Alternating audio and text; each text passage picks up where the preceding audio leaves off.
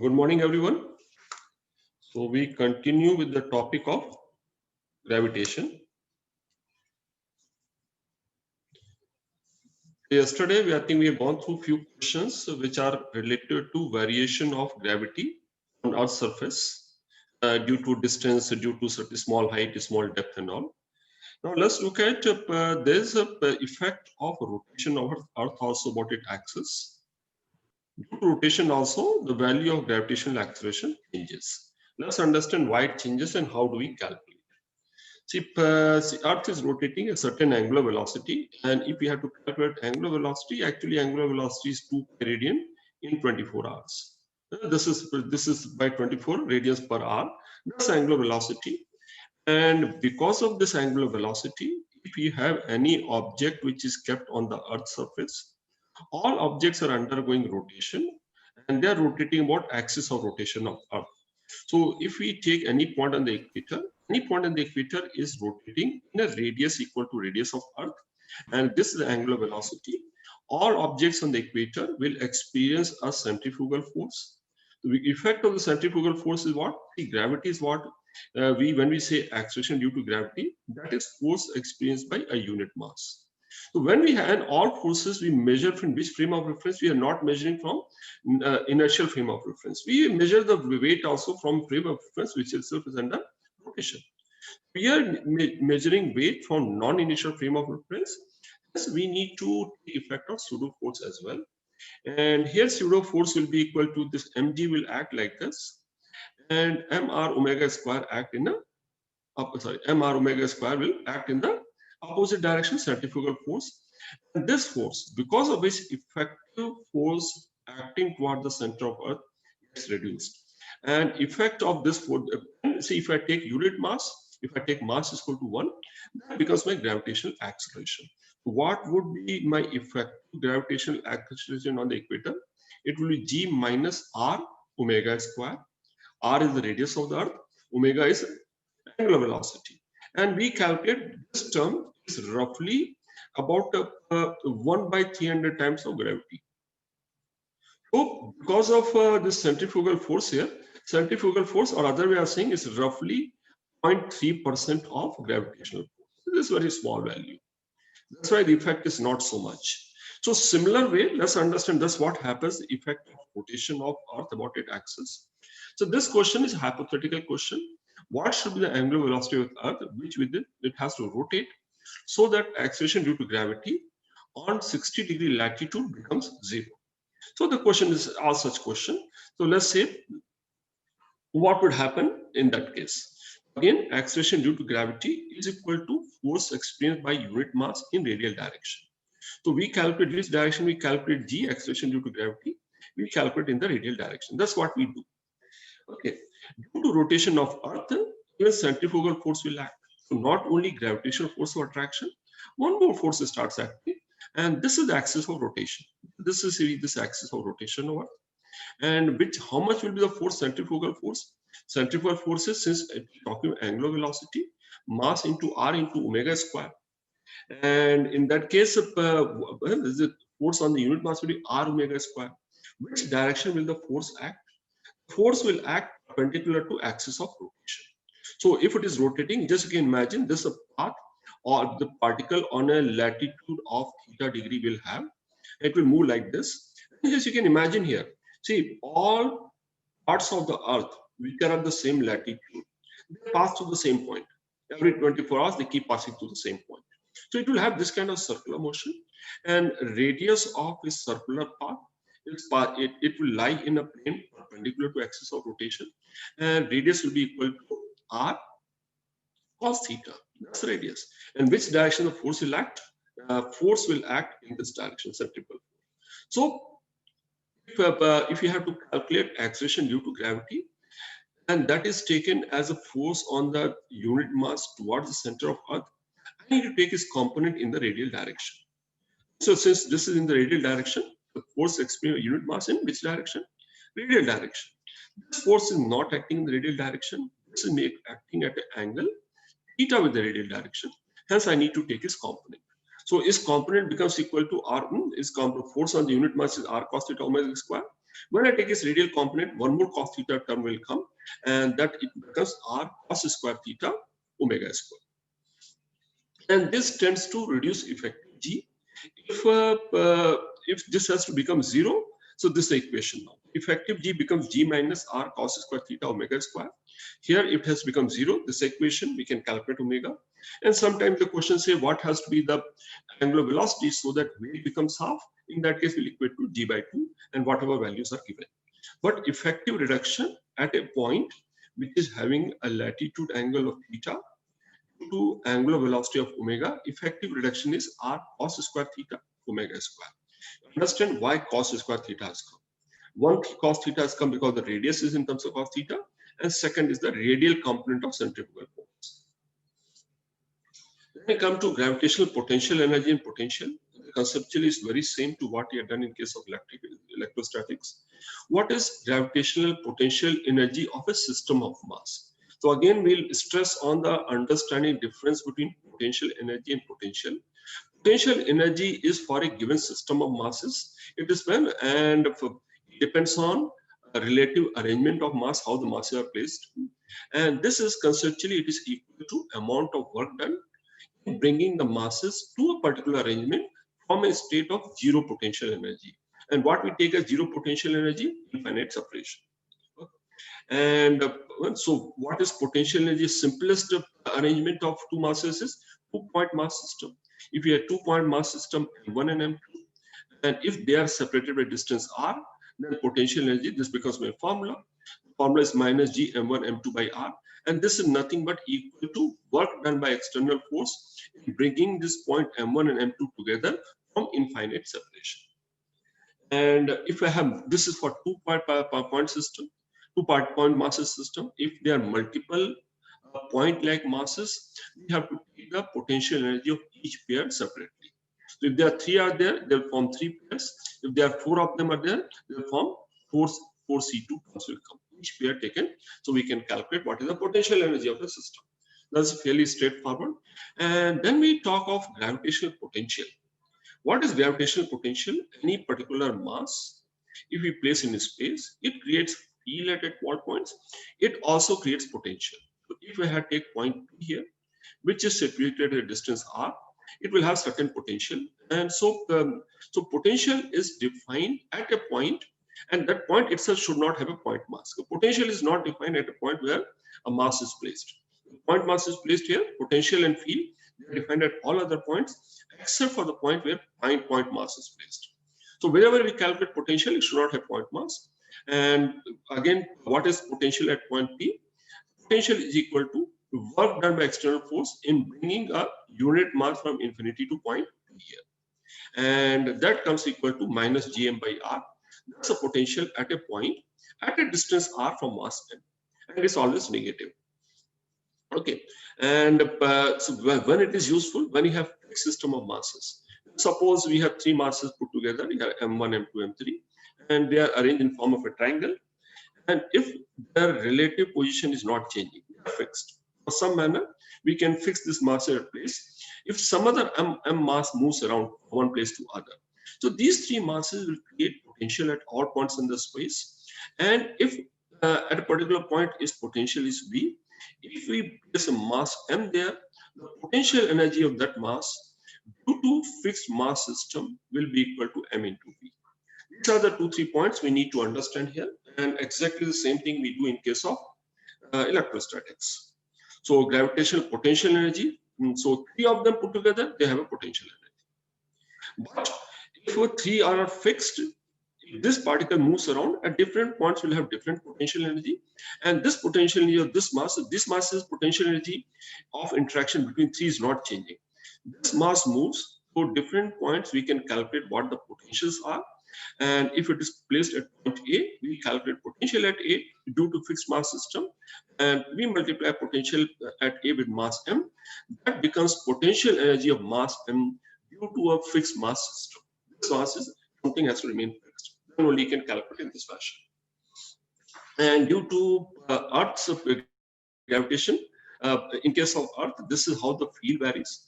Field is maximum on the surface of Earth if we take as G. and outside it varies a one inverse square law. So at a distance which is n times r from the surface, from the center of Earth, if the distance is n times r, gravitational field becomes g by n square, which means at a point which a distance of 4r from the center of Earth, gravitational field becomes g by 16. And inside the Earth's surface, it varies linearly, which we are done. And in case of potential, so if we place mass m on the surface of Earth, its potential will be equal to minus mgr. At a distance of 2r, it becomes minus mgr by 2. At a distance of nr, it becomes minus mgr by n. And another point we should remember, whatever potential we have at the surface, at the center of Earth, where mass is uniformly distributed, potential becomes 3 by 2 times. Potential at the center is minus 3 by 2 mgr. Okay. And one more thing here, these two terms here, these two terms are related. Field and potential are related. And I will write only one component. What is x component of field?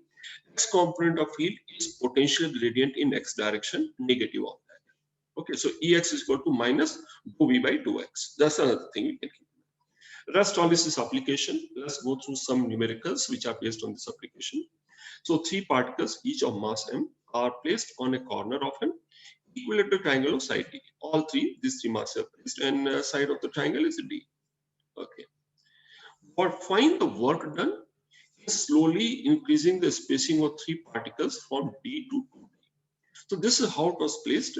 So from here, slowly we want to move it and we want to bring it to this arrangement, this kind of arrangement. What will be the work done? So how do we calculate such cases, work done? First thing, from the question it is implied, initially also they are at rest. It means they were held. Some forces are keeping at that place. There has to be some restraining force to keep them at that position. Otherwise, they would have moved towards their common center of mass. So it's implied that initial and final kinetic energies are zero. And when we move, it is based on the simple principle: work done by non-conservative force is equal to change of potential energy plus change in kinetic energy. So this is my initial state, and if this is my final state, so what is work done to move it from initial state to final state? That's work done by conservative, non-conservative force. We will calculate what is the initial state, what is the potential energy. So there, each pair will have potential energy of G into M divided by distance minus gm square by d. Each pair, three such pairs, that's the initial potential energy. And similar way, when the separation becomes 2D, we calculate final potential energy, and final potential energy minus initial potential energy gives you work done. What is the work done by non-conservative force? Basically, see, just imagine, and we can do one by one also. Suppose I have to move this particle from this position to this position. Now we need to apply a force like this and displace like this. So this is work done, and we can easily arrive at that number. We can just extend the question here. Then suppose we have moved all three particles to vertices of an equilateral triangle of side 2D. Where are the three particles? They are here. And if we release all three particles together, all are identical particles, what kind of motion all three particles will have? If we release from a state of rest, they move in the direction of net force. Each particle will experience two forces, and resultant of that will be along the bisector forces are equal. So this particle also will tend to move in this direction. This particle will tend to move in this direction, and this particle will tend to move in that direction. So they will keep forming equilateral triangle of decreasing side. So can we calculate what will the kinetic energy when we come back to the state where the side of the triangle is P? The kinetic energy when they come back to the same state will be equal to sum of the kinetic energy, all three will be equal to this. So we can do the problem in the reverse way also. So next question, there are mostly mains questions. A gravitational field in the region. This is how the gravitational field is given. The change in gravity, we have to calculate change in gravitational potential energy of a particle of mass 2 kg when it is taken from origin to a point. This displacement is given. We need to calculate change in gravitational potential energy. Okay, and this field is created by some mass system which is fixed, which is not changing. And we notice here is a uniform field. So let's try and refresh our understanding of what is change in gravitational potential energy and what causes gravitational potential energy to change. Okay, So change in potential energy is equal to negative of work done by conservative force. That's our basic definition. We should always keep in mind. Change in potential is equal to negative work done by conservative force. And how do we write negative work done by conservative force? We go to definition of work done. So any force, if it is not uniform, not constant, that's how we write work done. Dot product from initial position to final position, negative of that. But whenever we solve, we express in terms of components. So this dot product also could have been broken in x component into dx and y component into dy. And from initial x value to final x value, initial y value to final y value. This is what we could have done if the force was not uniform. We can calculate force, and this is how we do.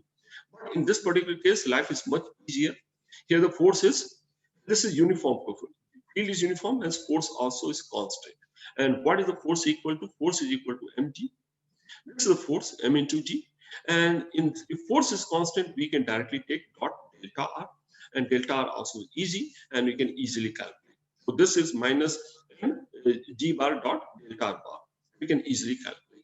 If it was varying force also, we could have, with same method, we could have easily calculated. So whenever we have to calculate change in gravitational potential energy, is nothing but calculation of work done. Negative of work done by conservative force is equal to change in potential energy. Next question, as a gravitational potential in a region is given by this. So this potential also is due to mass system which is fixed, which is not varying. So whenever potential is given, it's given because of a arrangement of mass system which remains fixed. Okay. So find the magnitude of gravitational force. See, there has to be gravitational force, then only gravitational field has come. So gravitational force on a particle of mass 10 kg placed at the origin. So to find gravitational force, if potential is given, first I need to find field. Because potential and field are related. From potential I can find field. Once I have the field, m into field will be the force. So it is based on the concept something like this. You can find x component is equal to minus dou v by dou x, and similarly you can find that y component also. So in this case, very easy. We can find what is E. We can find x component first, dou v by dou x, treating y as a constant. So which leads to minus 1, minus 1. So E becomes equal to minus I cap plus I cap. That's the value of E here. And what we notice here is a constant force. What kind of field? It is created, this kind of potential is created by a constant field. It's a uniform field. Sorry, not constant, it's a uniform field. So if field is like this, can we draw what is the nature of equipotential surface here? This potential is given like this. We have done something like equipotential surface. What is equipotential surface? Is a locus of surface where potential is constant. What will be nature of equipotential surface if this is a coordinate system? It's already given. So equipotential surface means this value has to be constant. I can calculate equipotential where potential is 0. We can calculate potential is 10. We can calculate potential in plus 10, minus 10. All those things can be calculated. So what will be the shape here? Sorry. The shape here is very easily you can notice. So if I put is equal to 0, it will be like this. All cases equipotential like this. It will go like this. So this will be the shape here. This will be how the equipotential surfaces will be, and they will be all equal spacing here. And which direction the field will act? The field is acting like this. So if I draw 3 equipotential surface, this is one surface, this is second surface, and this is third surface. Here, of course, the potential is 0. So among the 3, which will have the highest potential? 2 ways we can put the value also, you can notice here. This case here will be, and we can also understand in direction of field. The direction of field is like this. As from here, if this is 0, if we go against the field, potential will increase. This will have positive potential. As we go in the direction of field, the potential decreases. This will have negative potential. Okay, let's look at the question. There's a uniform semicircular wire of radius r. It's a semicircular wire. Radius is r, and mass is m. It generates a gravitational field of E bar and gravitational potential V at the center. So the field value is given and potential is given. Okay, the wire is cut at B and at the midpoint. This is the wire is which point? We make a cut here, and this part BC also is placed over AB. Then what is the new field and potential at the center? Or you can say this is flipped over. This whole wire is flipped about line BO, rotated by 180 degree about axis BO as an axis, and so that it becomes it overlaps AB. So this question, how do we calculate field at the center? Initial field was E.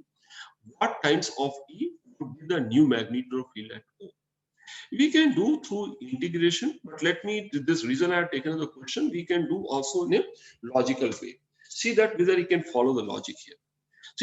See, half a circle is becoming a quarter circle. Let's first understand, suppose I have only part BC here. If there's only part BC here, what will the field created by a uniform wire, which is 1/4 of a circle?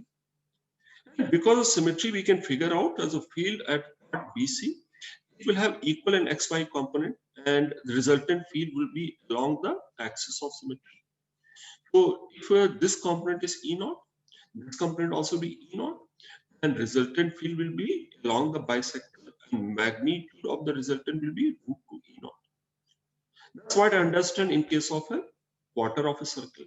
What happens? Can I extend this logic? So can I define the field in terms of E naught for a semicircle? Let's come to this point here.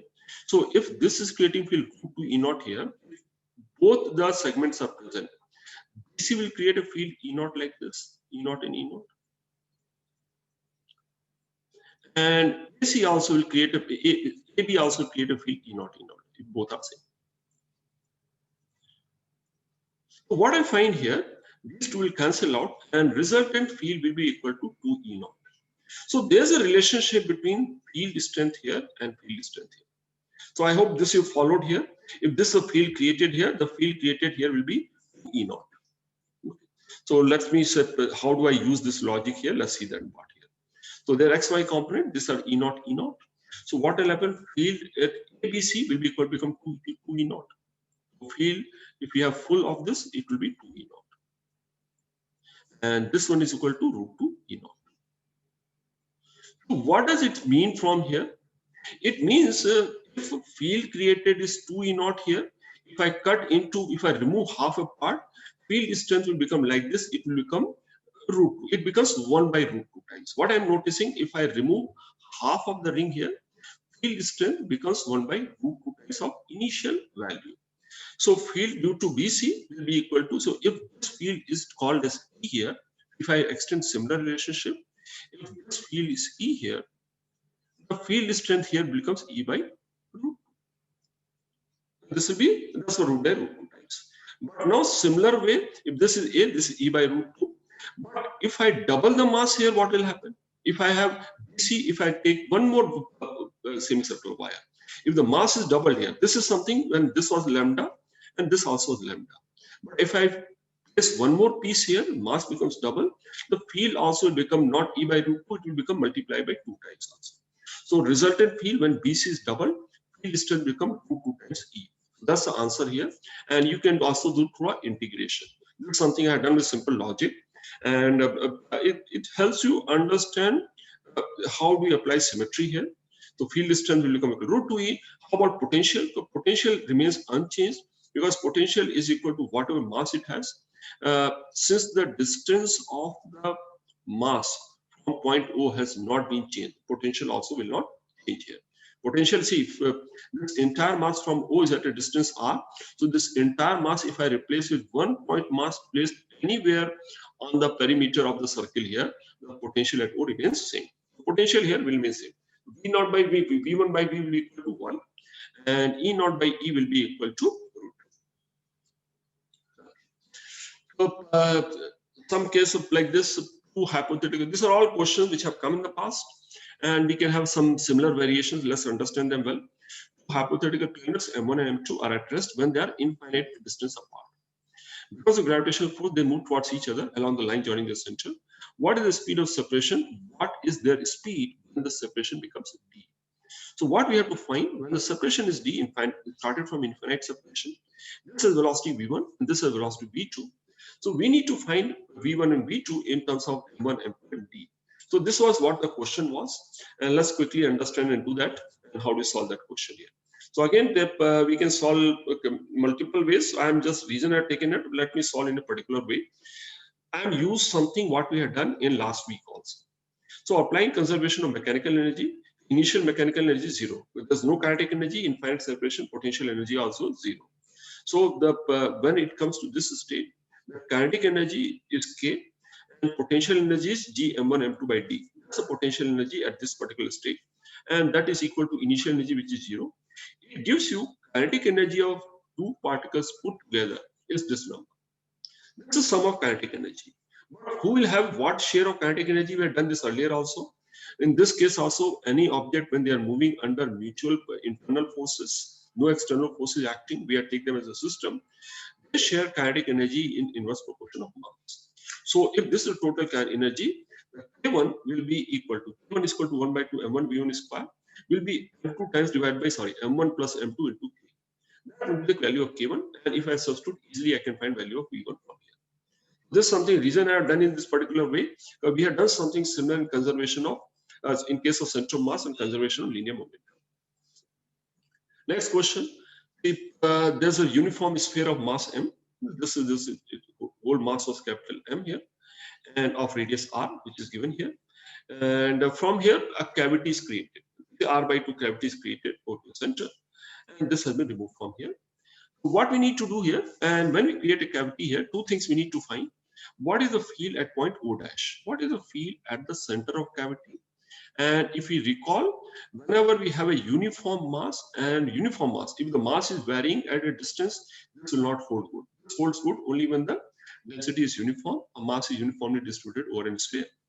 So anywhere inside the cavity, the field will be same. So if I calculate field at O dash, it will be field at any point inside the cavity.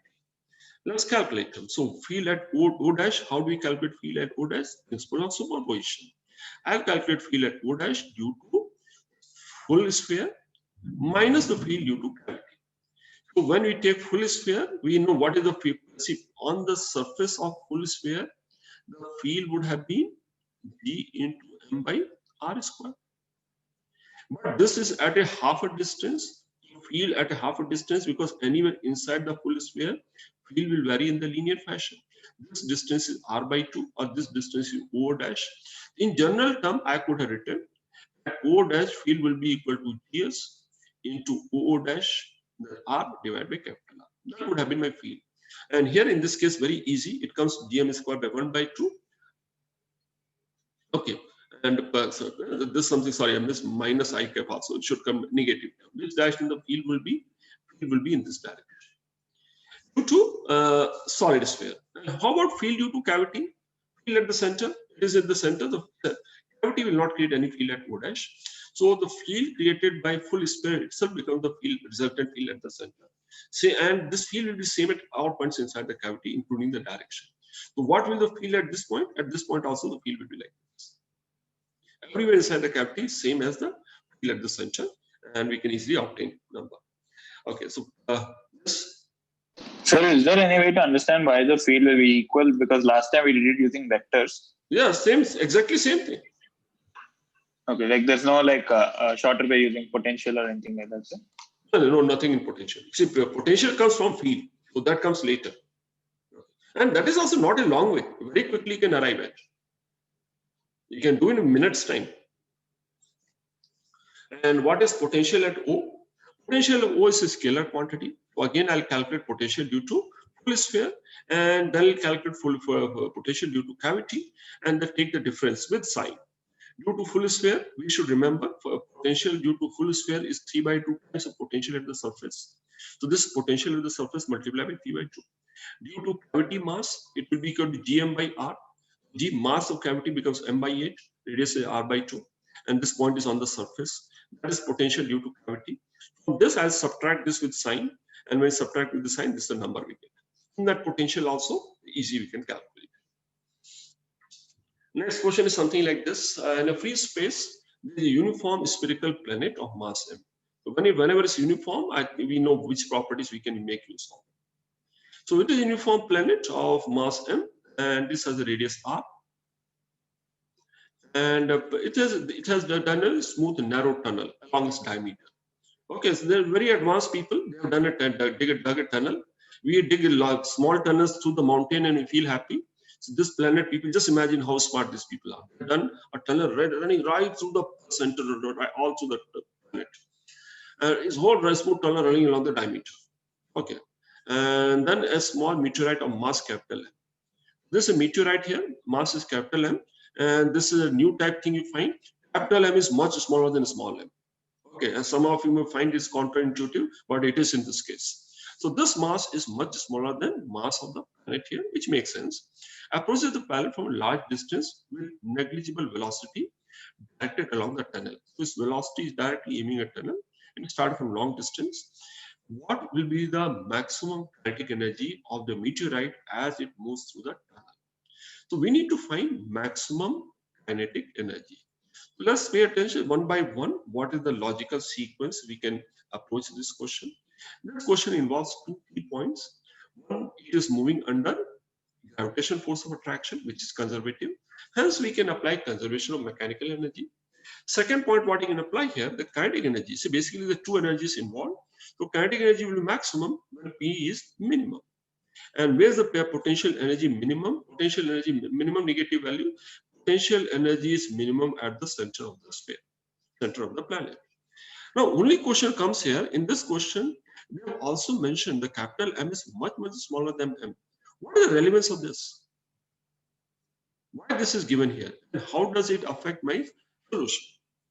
See, solution is very simple. When both object moves under mutual force of attraction, see their displacement and kinetic energy as well as velocity, they all are inverse proportion of mass. If one mass is, see, let's say if this mass was M and this mass was 99 M. So if they acquire a kinetic energy K, 1% kinetic energy would have gone here, 99 kinetic percent would have gone here. The kinetic energy, total kinetic energy gain at the loss of potential energy will get inversely shared in positive proportion of mass. But if this mass becomes 990 times, it acquires negligible kinetic energy. So since this mass is much, much larger than other mass, its kinetic energy is negligible. That's the significance of this term here. So entire kinetic energy will be retained by, or entire kinetic energy will be in terms of motion of meteorite here. That's the relevance of this point here. Now we apply conservation of mechanical energy. When they are, which 2 points I'm choosing? Initial, when they were at infinite separation, zero negligible kinetic energy. So initial mechanical energy is zero, which is given here. You start with negligible velocity. Is equal to, now second state is when the meteorite is at the center here. So in this case, and this is fixed mass. So I calculate potential energy is equal to potential due to sphere at its center multiplied by mass capital M. So potential at the center is G minus 3 Gm by 1 into M. That becomes the potential energy mass at the center. Plus 1 by 2 mv square is the kinetic energy. So we can easily calculate what is the maximum kinetic energy. Now we move on to orbital motion. So gravitation, one of the key phenomena what we observe because of gravitational force of attraction, and that's how gravitational laws are framed, and that's how gravitational forces were found also. The universal law of gravitation was based on observation of planetary motion, and planetary motion are all are orbital motion. Let's understand orbital motion of two star system. One mass is m and 2m. And just note here, we will do two types here. Here what we notice, these two masses are comparable. It's not that one mass is much larger than the other one. That's a different type. So when we talk about orbital motion, there are two types of orbital motion. When both masses are of comparable nature. And second hierarchy will come to later when one mass is much larger than other. So orbital motion of two star system. So suppose there were two stars like this. If they were not given any kinetic energy, what will happen? They'll move towards each other and they'll collide. But if we give them tangential velocity, both these stars can keep going into orbital path. That's how entire solar system and entire galaxy has been created because of motion. Let's understand here. So orbital motion, if we take them together as a system, there's no star around. So if we take them as a system, there's no external force. So center of mass, if initially at rest, it will always remain at rest. Orbital motion will be around center of mass with gravitational force acting as centripetal force. So whenever we talk about orbital motion, that's what the state is. In these two masses, whether it's 2, 3, 4, orbital motion will take place all stars will orbit about center of mass, and gravitational force will act as centripetal force. Just 2 points will apply here. So let's first find out where is center mass here. If the distance is r, this is center mass here, nearer to the larger mass, and this will be equal to r by 3. This will be equal to 2r by 3. That's where center mass is. Can we visualize how would they move and what is required? This will also move along. It will move in a circular path about center mass. So this is kind of motion this 2m will have, and this kind of motion other m will have. So this is kind of motion it will have. And for this kind of motion to be possible, both the stars need to be given an appropriate value of velocity. If we do not give appropriate velocity, this kind of motion will not be possible. So what are the values of V1 and V2 which need to be given to make these stars go into orbital motion? Let's understand here. So what is the gravitational force in these two? Gravitational force is equal to the V into first mass into second mass. Sorry, I don't know how do I type small g here. Capital G into capital small first mass, second mass divided by square of the distance. That's the gravitational force acting on both of them. This also has a gravitational force acting like this, and this also is having reactive force like this. And if both are having circular motion, I equate this force equal to centripetal force. So let's first take up this case here. In this particular case, radius of circular motion is 2r by 3. So I equate this force here. I equate this force to m into r omega square. I'm calculating omega. Once we have omega, when we know the radius, we can calculate velocity also. So radius circular motion is 2r by 3 into omega square at the value of omega. Similar way, I can calculate circular motion of 2m orbit also. This 2m also, force is same. You understand force, left hand side remains same in both cases. Here it was mass was m, here the mass has become 2m. Here radius is 2r by 3, here radius become r by 3. So again, I calculate angular velocity, and no surprise, angular velocity comes same. Both will have same angular velocity.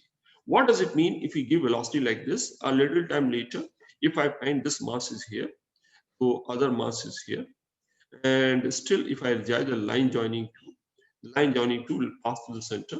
So it has undergone angular displacement θ1. Even this also in the same time period will undergo angular displacement of θ1. So we have to have a particular velocity v1 and v2, then only they go in kinds of motion, and these are the only principle involved in orbital motion of 2 mass system, and same thing is applicable in 3 or 4 mass system. Okay, and what will the ratio of kinetic energy in this case? We can easily calculate ratio of kinetic energy. So I can calculate ratio of kinetic energy 1 by 2 I omega square also. And here also we find kinetic energy of these two masses are again inverse proportion of mass, which can easily find. A similar question here, we have taken 2 particle system. What happens if we take 4 particle system, 3 particle system, 6 particle system? All are similar. So here there are 4 particle system that are equidistant from each other. If they're equidistant, but they're from each other, this is a question which have come. In this actual mains question, and somebody may question, they're not equidistant from each other. This and this distance is different. But you need to understand, yes, these wordings are not proper, but exam hall, we don't have to sit and question, yeah, no, this question is not correct and all. We need to understand what it implies here. Because if you look at the next part of the sentence, it becomes clear. So 4 particles move along a circle of radius r. So where are they? Move along the circle of radius r. They're equally spaced on the perimeter of the circle. That's what is implied, equidistant. So they are placed. So if they place equidistant, they'll form a square. Circle of radius r under the action of mutual gravitational attraction. What is the speed of each particle? That's what we need to calculate.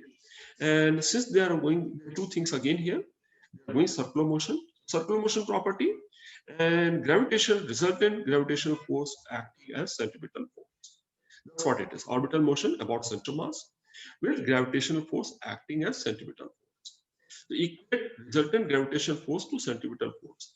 If I take any particular particle, how many forces will act here? 3 forces will act, all attractive forces.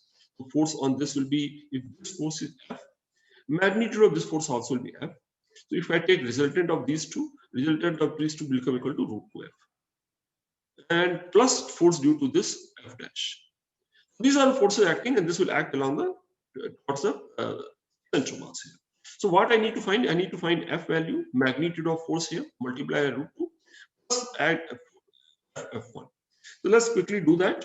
So what will the force be? √2 times this force F here, G into M divided by this distance will become equal to √2r. So if I square of this distance becomes 2r square. I have multiplied √2, I have taken resultant of these two. Plus the third force. Third force is equal to Gm square divided by the distance between them is 2r. This becomes 4r square. And this has to be equal to mv square by r. The radius of circular motion is r, and we can find the value of v from here. That's what the question was. And if you solve step by step, easy question. Okay, this also a particle. This also a common question. It can come in different forms. Let's understand. Particle is moving in the uniform speed in a circular orbit. So still it is a circular orbit. But the force, see, in case of gravitational force, it follows inverse square law. It means that the force is inversely proportional to square of the distance. Given it is not inverse square, it is if central force is inversely proportional to 10th power of r, not the second power of r, 10th power of r. That is the case, what will be the period of rotation of the particle? So which power of r it will be proportional to? So we need to find in terms of r. When that what is given here, force is proportional to 1 by r raised to power n. Or this central force we can call is something like a divided by r to power n. But circular property is still moving in circular path, circular orbit. Circular motion property is still applicable. Let's write that one. So it is moving circular radius r. This is mv square by r. That has to be centripetal force. Has to be equal to this force which is making it move in a circular path divided by r to power n. That's the relationship we find based on applying circular motion property. Then how do we calculate time period? Here we require to calculate time period. Time is equal to distance by speed. The distance is equal to, when we calculate time period, distance is equal to one full circular path 2 pi r divided by v. This is what we need to find. So what we find, since we need to find proportion here, time period is proportional to r by v. I want my final answer in terms of r. So I need to write v also. What is v proportional to? Which power of r is v proportional to? Which I can find from here. What I find here, v square is proportional to r raised to power 1 minus n. V square is proportional to r to power 1 minus n, or v is proportional to 1 minus n by 2. So I'll substitute this, since this is proportion, I can substitute it here. So t becomes proportional to r divided by r raised to power 1 minus n by 2. We take it up, we get the value of x. So any such case, third power, fourth power, 1 by 2 power, all such cases we can find out how would time period vary as a function of r. And let's look at that. Typical cases. What is the typical case? So if n is equal to 2, what is t proportional to? If n is 2 is proportional to r divided by r is to power minus 1 by 2. Here put 2 here because minus 1 by 2, or t is proportional to r is to power 3 by 2, or t square is proportional to r cube, which is your nothing but Kepler's law. The square of the time period of a planet is proportional to cube of its distance from the sun. Okay, so one more similar question. It's a very long cylindrical galaxy. So see, when we talk about our solar system, it's a spherical mass. We assume that mass here is galaxy is cylindrical, long cylindrical galaxy made of uniformly distributed mass. So mass per unit length is constant, has a radius r. So you can imagine it's like a long cylinder, or for any point outside, it can also be taken as a wire. It doesn't matter, the distribution doesn't matter. So this is how the galaxy is, long galaxy, and a star outside the galaxy is orbiting the galaxy in the plane perpendicular to galaxy. So this is galaxy here, which has mass distributed all over this cylindrical volume, and this is a star here, which is going around in a circular motion along the galaxy, perpendicular to the, in a plane perpendicular to the axis of galaxy. So what we need to find here, orbiting the galaxy in plane perpendicular, passing through center, its time period is t, and distance from the galaxy is r. This is the rate. We need to find the time period is proportional to which power of r. Similar to previous question, and approach also is very similar here. This also is circular motion. It will move in circular path because of gravitational force of attraction. So if this star mass is m, what we need to calculate, what is gravitational force of attraction due to this galaxy. And gravitational force of attraction is equal to 1 times field. So essentially what we need to do here, we need to find field due to uniform cylindrical mass at a distance r from axis. And how do you calculate field? Gravitational force, this part is similar. We need to calculate value of field, and E is the force. Field due to line charge, if we compare gravitation with electrostatics, only thing which changes is the constant of proportion. When we write force here, we write the force equal to G into 1 by 2 by r square. Here also we write force is equal to 1 by 4 by epsilon naught q1 q2 by r square. So all laws, even the all laws are very similar for the both. So if I know how the field varies due to infinite line charge, similar way only the constant of proportion will change. In place of 1 by 4 by epsilon naught, you can come, rest all will remain the same. So we should know what is the field due to line charge, which is proportional to 1 by r. We only need proportion. So field due to infinite cylindrical mass also at a distance r will be proportional to 1 by r. That's all we need here. So if the force is here, so what is the force which will act? Force which will act also will be some constant divided by r. That's a force. Force will be inversely proportional to r because field is proportional to r. So mv square by r, centripetal force, is equal to gravitational force exerted by galaxy on the star by r. So what we find here, mv square is equal to a constant. So which basically means if multiple stars are orbiting about the galaxy, irrespective of what their distance is, they will all move with the same velocity.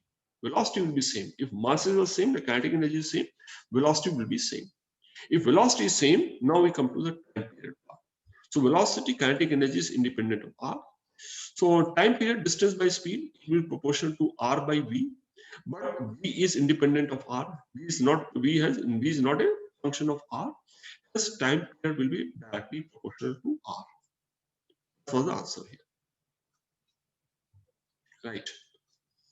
Now we came to so far we were dealing about the earlier case as I mentioned, two masses were comparable. Now we look at orbital motion of a light planet or a satellite of mass m about another planet or whichever object it would be. This m is much greater than small m. This is the case about satellites which are going around Earth. This is also the case planets going around the sun. The two objects involved, one of them is much heavier, has mass much greater than the other. What is the significance of m much greater than m here? What is significance here? How does it affect anything? Let's understand how does it affect if one of them is much heavier. See, the motion is both the objects undergo circular motion about center of mass. And we know the center of mass is nearer to the heavier mass.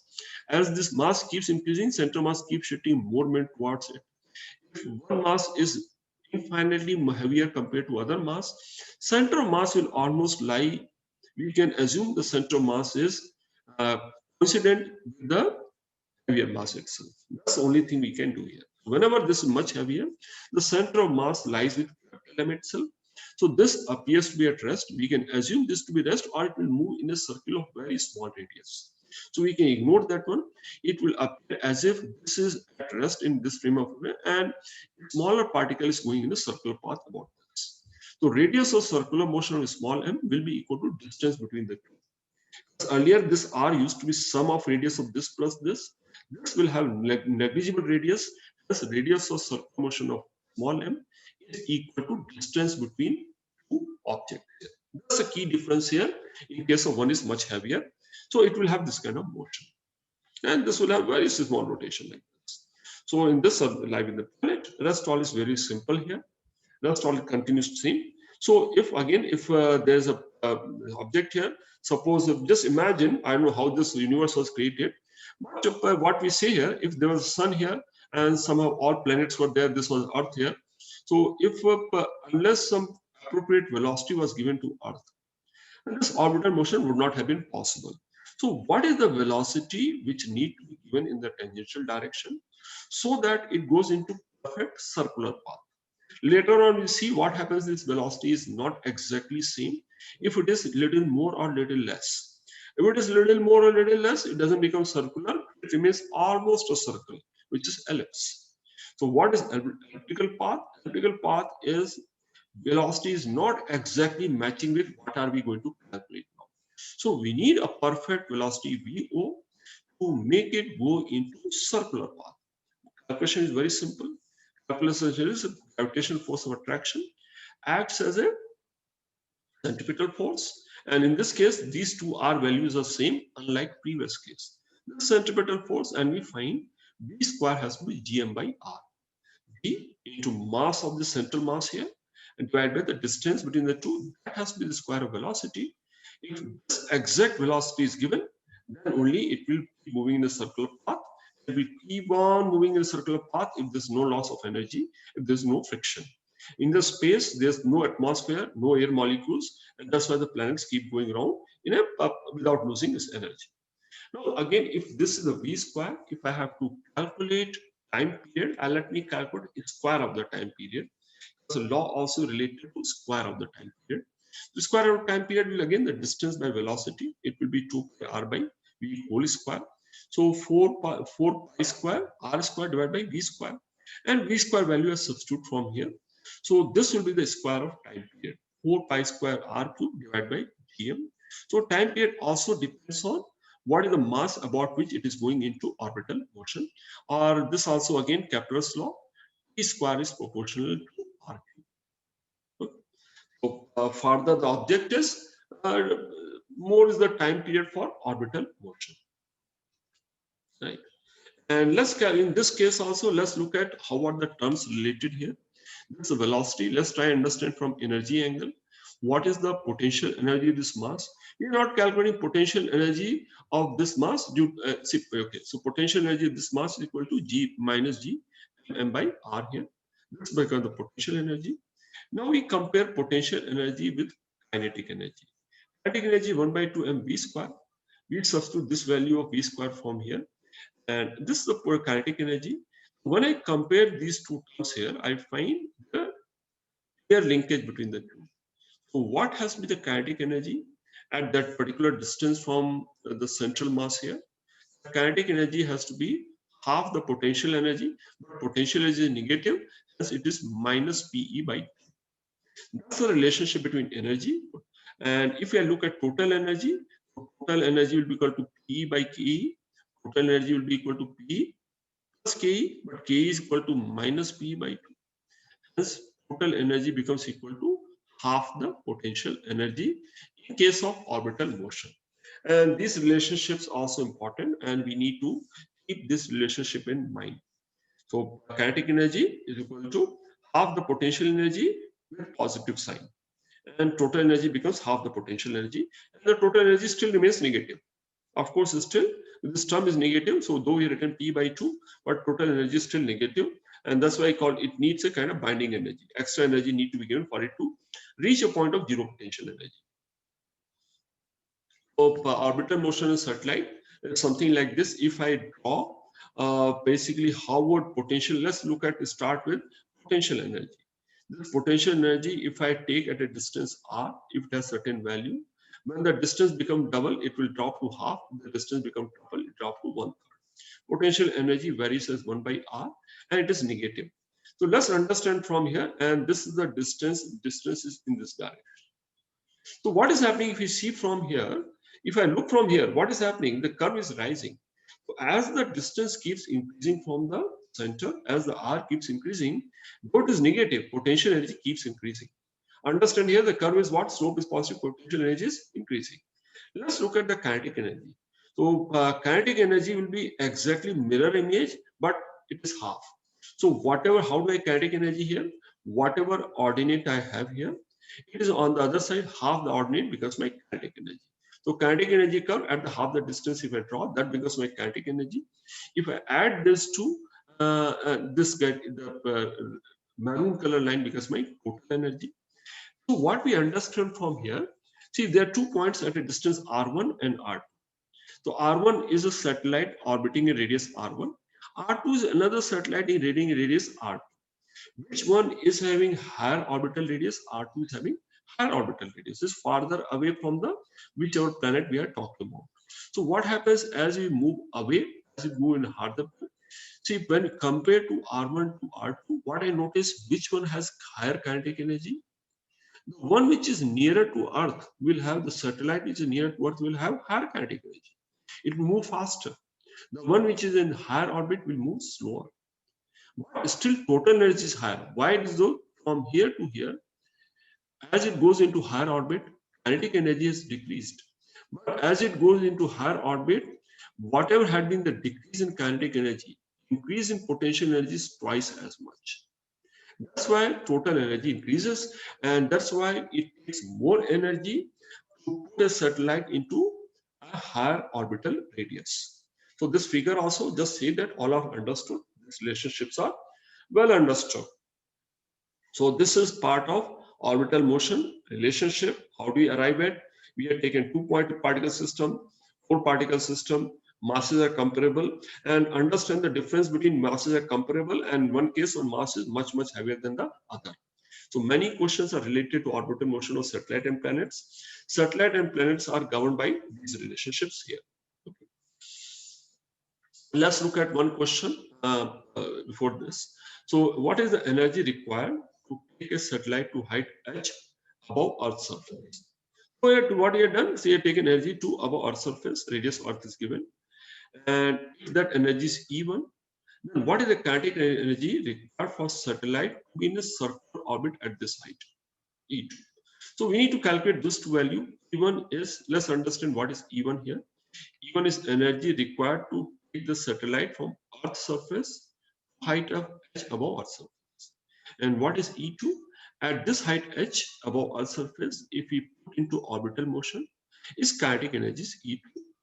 What has the value of h so that E1 and E2 become equal? That's what we need to calculate. And all such questions are simple substitution. Let's look at this. So because since the potential energy are related to distance from the center, so if let's express in terms of distance from center, let be r. If the distance from the center is r, h is nothing but r minus capital R. This height, distance from center minus r.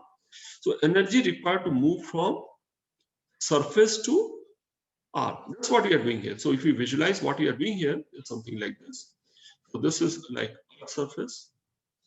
Initially, the satellite is here. It at a distance capital R. We are moving to another point, which is a distance height h. Is a small r. So what is energy required? Energy required is change in potential energy, final potential energy minus initial potential energy. Final potential energy is potential energy at a position R minus potential energy at a position capital R. So simply substitute potential energy is equal to G into first mass into second mass divided by the distance. Since it is a negative sign, I have just reversed the order. It becomes 1 by R minus 1 by small r. That's value of E1.